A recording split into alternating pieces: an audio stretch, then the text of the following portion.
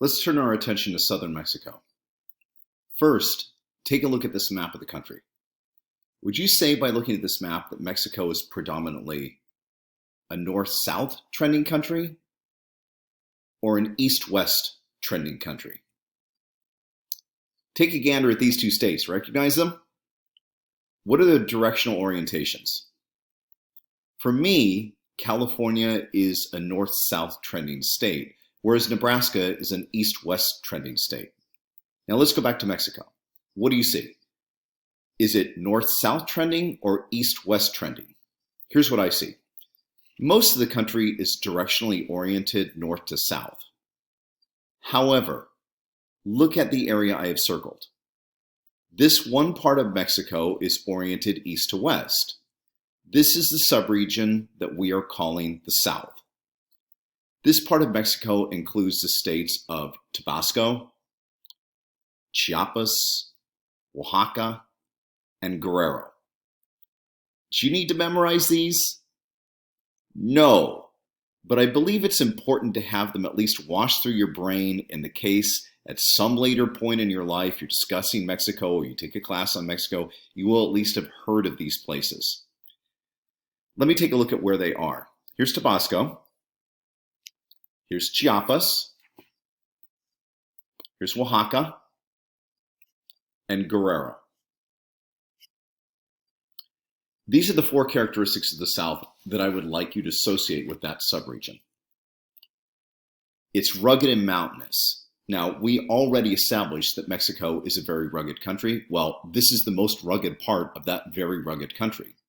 Because of that, it's also the most isolated part of the country. In addition, it's the poorest part of Mexico. And in Latin America, oftentimes, when you combine those three things, rugged, isolated, and poor, you also end up with the most indigenous part of the country. The Mexican government has done next to nothing to assuage that poverty. Lack of educational opportunities, lack of adequate health care, lack of job opportunities, and even access to clean drinking water, flush toilets, waste management, and a bunch of other things that most Americans would consider to be basic, fundamental necessities. It's not lost on those people living in the southern part of Mexico that these indignities and deprivations come at them from a wealthy country and a wealthy government that routinely promotes for its own nationalistic purposes the vaunted history of the great pre-Columbian Mesoamerican indigenous societies, of which, of course, they are the descendants, as in the people in the South are the descendants. Because of these things, it should come as no surprise to you that the armed insurrections directed to the government over the last few decades, when they have arisen, have had their roots in the South. People are only willing to endure poverty, indignity, and lack of opportunity for so long, especially when they see what they view as their rightful, if not inheritance, then their rightful slice of the pie, constantly stolen by powerful people who treat the indigenous population as a necessary prop to stoke their own agenda.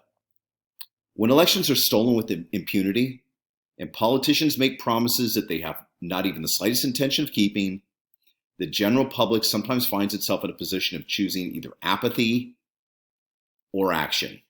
Most of the time, as we know in Mexico, it's apathy. But occasionally, it springs to action. Remember, Mexico is a country rich in natural resources. It has a substantial economy that's globally connected and has very close ties to the United States. Keep in mind all of those maquiladora products, the industrial power of Monterrey, the oil in the Gulf, the earnings from agriculture, the built-in tourism industry that draws billions of dollars annually to the country, even the growing middle class.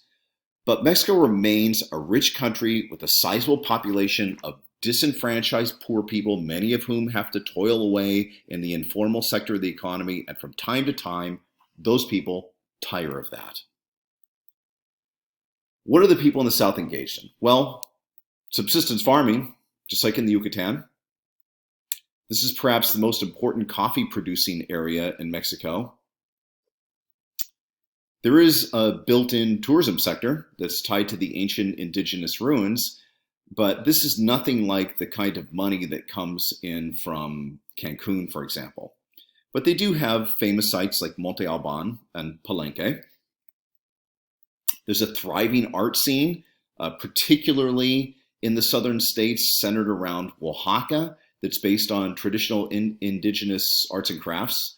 There's also a thriving food scene that's a sort of haute cuisine of Mexican cooking, especially as it relates to the uniquely wonderful Mexican dishes associated with the complexities of the mole sauces.